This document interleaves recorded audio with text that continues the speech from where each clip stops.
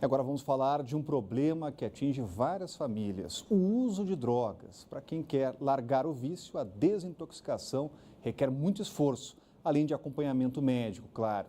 E um processo que leva tempo, podendo demorar meses ou até anos. Em alguns casos, a internação é fundamental. E para falar sobre esse processo de desintoxicação de drogas, nós convidamos o psiquiatra Rafael Boechat Barros. Doutor, obrigado pela presença aqui no Band Cidade. Um assunto delicado, né? Muitas famílias sofrem com isso. Como as famílias podem notar sintomas, né? Posturas daqueles usuários que precisam de ajuda, doutor? O usuário de droga, em geral, ele começa a ter um comportamento diferente do habitual dele mesmo, sabe? Então, você tem que comparar ele com ele mesmo, não comparar com outras pessoas. E pode ser diverso, a irritabilidade, a agressividade. Dois parâmetros que a gente usa muito é a perda de envolvimento em atividades familiares, atividades que ele fazia, e prejuízo profissional, acadêmico, social. São dois parâmetros bem fortes, assim. Agora, doutor, quando a saída é a internação? Quando esse paciente ele deve ser internado? A internação, tem um mito que a internação seria cura. Não é cura. Tá? Infelizmente, o paciente, quando sai da internação, tem grande chance de voltar a usar drogas se ele não seguir um tratamento. A indicação da internação é quando ele está tendo prejuízos clínicos ou psiquiátricos.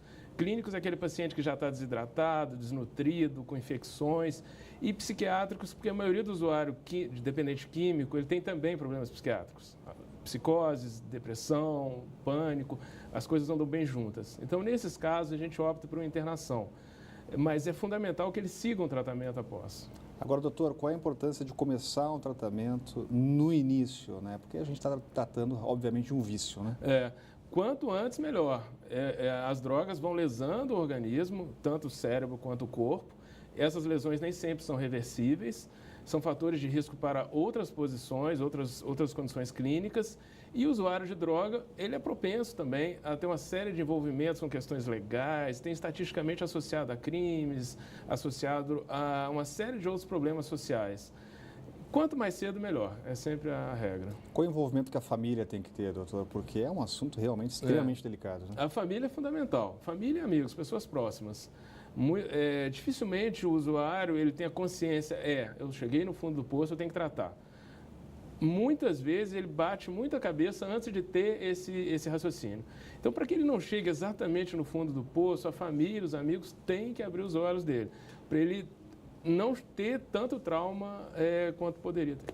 E o problema também é a porta de entrada. Começa pelo álcool, às vezes drogas consideradas mais leves, mesmo sendo ilegais, e depois drogas mais pesadas. São as drogas socialmente aceitas, em geral, são as que o jovem começa. E existe essa questão, sim, de evoluir para drogas mais pesadas. Aí aquelas pessoas que não têm um suporte, né, que não estão passando por dificuldades, enfim, existe uma série de variáveis. O problema é que a questão da droga hoje na comunidade talvez seja o nosso maior problema social. Fico alerta, então, alerta para todas as famílias que estão nos acompanhando. Muito obrigado, doutor, pela presença aqui no Band Cidade. Eu que agradeço o convite. Obrigado. E olha, em Ceilândia, um local que era usado como ponto de drogas, justamente o que a gente estava falando há pouco, foi totalmente reformado. São mais de 8 mil metros quadrados, divididos em pistas de caminhada, skate, quadra de vôlei e campo de futebol.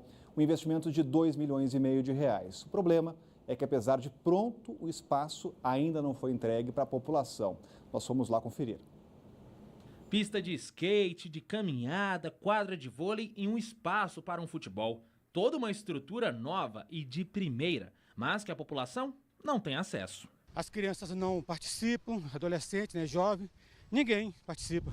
Ninguém consegue usar? Ninguém consegue usar, porque é fechado. Você não vê ninguém aqui, não vigia. Decepção? Decepção. E das grandes. As obras começaram em março do ano passado e custaram mais de 2,5 milhões de reais. A Praça da Juventude chegou a ser inaugurada em dezembro do ano passado. O evento contou até com a presença do então governador Rodrigo Hollenberg. Mas mesmo assim, o local ainda segue fechado para a população. Esse funcionário, que não quis se identificar, falou que falta para o local ser liberado. Falta ligar a energia aqui e o esgoto para liberar. Enquanto isso, os moradores da cidade esperam uma solução. Isso aqui já era para estar funcionando já há muito tempo, né? Isso aqui vai ser muito bom, né, para a população aqui da Ceilândia, né? Você acha que ia mudar a cara aqui da região? Eu acho que sim. É um descaso totalmente, principalmente com as comunidades mais pobres, como aqui o pessoal da Ceilândia. Desde semana passada a gente tenta contato com a administração de Ceilândia para saber quando a população pode usar aí, vai poder usar a Praça da Juventude, mas até agora a gente não teve uma resposta. Agora o Band Cidade faz mais um breve intervalo, a gente volta daqui a pouco, não saia daí.